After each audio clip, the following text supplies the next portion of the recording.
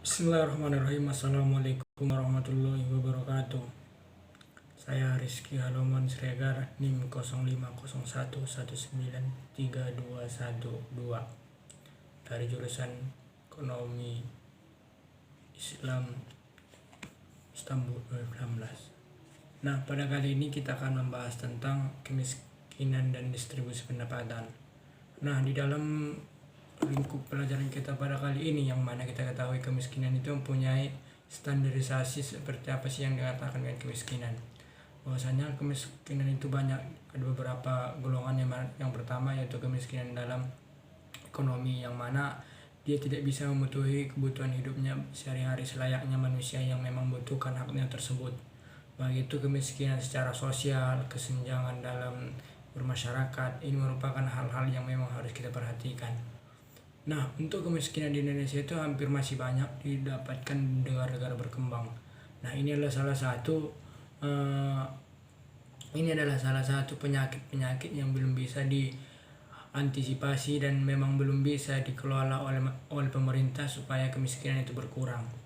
Nah, akibatnya apa? Ketika negara berkembang ingin menjadi negara maju, maka dia harus bisa melewati tantangan yang kita ketahui, melewati kemiskinan dan kesenjangan masyarakatnya. Sehingga dengan pendapatan masyarakatnya, maka angka kemiskinan itu akan lama-lama akan bisa menjadi negara berkembang. Nah, untuk pendistribusian, kita ketahui di Indonesia ini memang beberapa sistematis dalam pendistribusian, yang mana kita ketahui distribusi ini banyak sekali, baik itu distribusi pendapatan hingga pendistribusian untuk menjadikan suatu bagian output lagi kembali.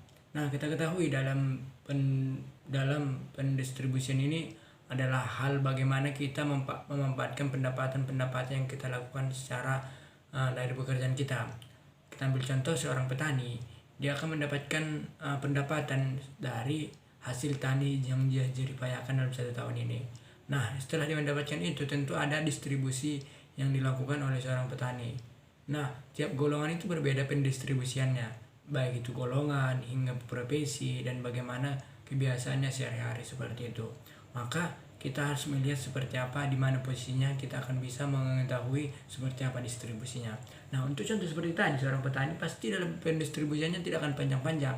Nah, karena itu adalah salah satu macam pencarian dia, pasti nanti dia hanya bagaimana dia menghasilkan uang untuk memenuhi kebutuhan anak-anaknya, baik itu nanti dari hasil dari pertanian itu dijual atau sebagainya, atau dikelola menjadi bahan-bahan yang memang itu dibutuhkan dalam keadaan masyarakat. Mungkin seperti itu. Sekian. Assalamualaikum warahmatullahi wabarakatuh.